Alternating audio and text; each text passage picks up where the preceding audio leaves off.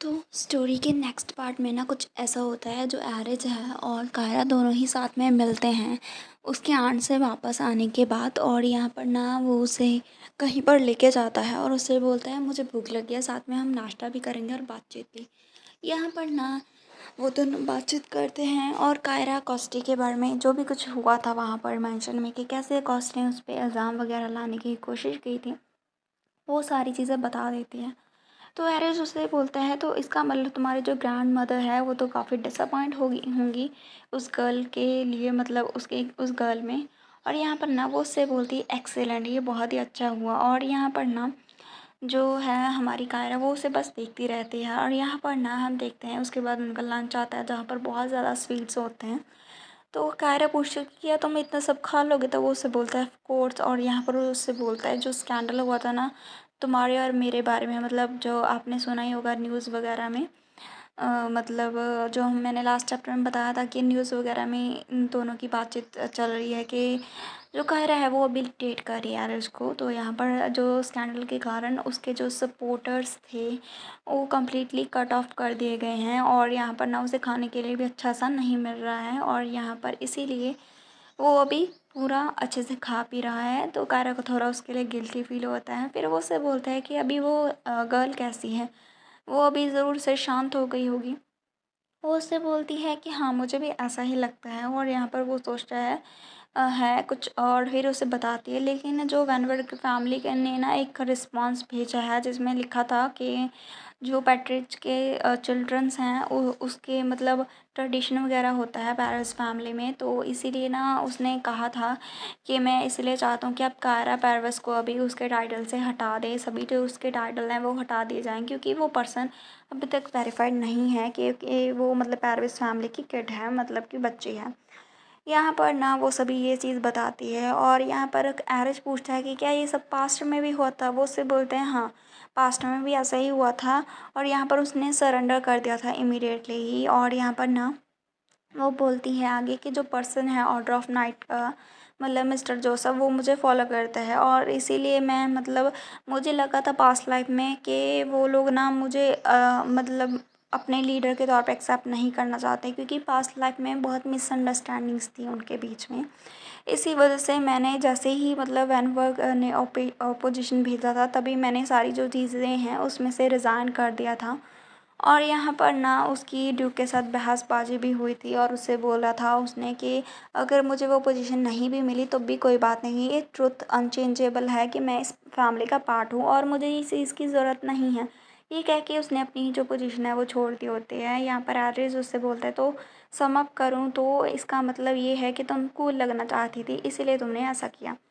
वो उससे बोलते हैं मुझे पता है अभी तुम शट अप कर जाओ। और यहाँ पर वो उससे बोलता है कि क्या कब हुआ था और उसने ऐसा क्यों किया था। वो बताती है कि मुझे लगा था कि सभी लोग मुझे नीची नज़रों से देखते हैं और एज अ टीम लीडर, तो इसी वजह से मैं उनके साथ मतलब घुलती मिलती नहीं थी, क्योंकि मेरा जो प्योर ब्लड था जो कि मेरी वेंस में रन कर रहा था, इसी वजह से मैं टीम लीडर थी, अदरवाइज़ नहीं थी। मुझे लगा था इसीलिए ऐसा हो रहा है, तो अच्छा ही हो रहा है। तो यहाँ पर ना एरी सोचता है अपनी फर्स्ट मीटिंग को याद करता है कि जोसेफ उसके लिए कितना प्रोटेक्टिव था। वो सोचता है कि मुझे तो बिल्कुल भी ऐसा नहीं लगता, मुझे लगा कि अगर प्रिंसेस का एक हेयर भी टच किया जाए तो वो लड़का तो मारने के लिए आतुर हो जाएगा। वो उससे बोलता है ठीक है अभी अभी तुम कौन सा प्लान कर रही हो, क्या तुम ऐसे सुपर कूल वे में फिर से अपनी पोजीशन को सरेंडर कर दोगी। वो उससे बोलती है कि एक्चुअली मैं यही करना चाहती थी और यहाँ पर इसीलिए मैंने पास्ट में ड्यूक से बोला था कि मैं अभी थोड़ी देर के लिए रेस्ट पे जा रही हूँ, और इसलिए उसने 2 मंथ की लीव ली थी। लेकिन यहाँ पर वो उससे बोलती है कि अगर मैंने इमीडिएटली रिज़ाइन कर दिया तो मुझे डर है कि वो एग्री नहीं करेगा, इसलिए मैंने ऐसे धीरे धीरे पहले रेस्ट करने के लिए कहा था। लेकिन अभी मैं सोचूँ तो मुझे मेरी जो मिसअंडरस्टैंडिंग थी जोसेफ के साथ वो रिज़ॉल्व हो गई है और मैं नाइट्स के साथ भी क्लोज़ हो चुकी हूँ। तो मैं थोड़ी देर और इसे मतलब कि एंजॉय कर सकती हूँ, मैं उस पोजीशन में रह सकती हूँ। तो यहाँ पर मतलब उसने मन बना लिया होता है कि वो कमांडर के तौर पे रहेगी। तो यहाँ पर एरोज उससे बोलता है तो अच्छा ठीक है, क्या तुम वो प्रोटेक्शन रिंग लेकर आई हो? तो वो उसे बोलते हैं हाँ। लेकिन क्यों? तभी एरिस उसे देखते हैं और उसे बोलते हैं तुम इसे यहाँ बॉक्स में क्यों लेकर आई हो? तुमने अभी पहना क्यों नहीं? एरिस उस की बात सुन के वो बोलती है क्योंकि ना ये थोड़ी सी मेरे ऊपर बड़ी है, तो वो मेरी उंगली से कभी भी गिर सकते हैं, इसलिए मैंने बॉक्स में रखा उसे। एरिस अपने माथे पे हाथ रख लेता है और उससे बोलता है इसका तो फिर कोई मतलब ही नहीं हुआ अगर तुमने उसे पहने नहीं है। वो उससे बोलती है तो फिर ठीक है ना, तुम इसे फिट मतलब मेरी फिटिंग करनी थी, तुम्हें इस रिंग को वैसा बनाना था। तो एरिज ना उसे टच करता है, उसकी फिंगर्स को टच करता है और उससे बोलता है मुझे सिर्फ तभी पता लगेगा ना कि कैसी होती है, मतलब मैंने कभी पहले कभी वुमन के लिए रिंग नहीं बनाई थी। तो यहाँ पर वो उसकी उंगलियों को टच करता है और यहाँ पर ना वो रिंग को उसकी साइज़ की कर देता है। यहाँ पर ना वो उसे बोलता है कि तुम सच में अभी बड़ी हो चुकी हो, और यहाँ पर ना उसे इस तरह से मतलब करते हुए देख के वो रेड हो जाती है और बोलती है ये लड़का सच में बहुत ज़्यादा फ्लर्ट करता है, इसे ये भी नहीं पता कि अपना डिस्टेंस कैसे रखना है। और यहाँ पर वो पीछे हट जाती है और उससे देखती है और सोचती है कि इससे ये मतलब मेरे हाथ को पकड़ के मेरे ईयर्स में विस्पर कैसे कर सकता है।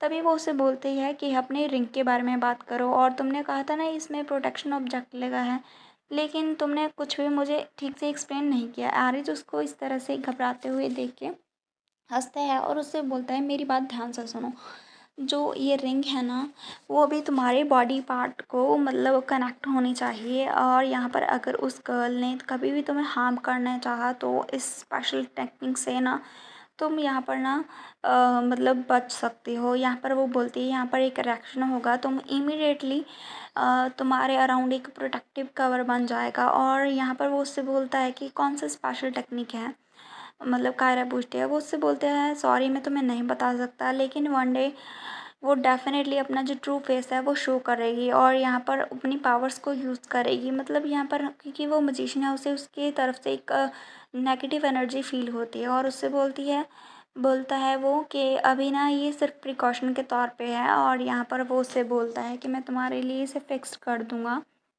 तो कायरा उससे बोलती है मैं जानना चाहती हूँ कि अगर तुम इस रिंग के बिसाइड भी मतलब कुछ बना सकती हो।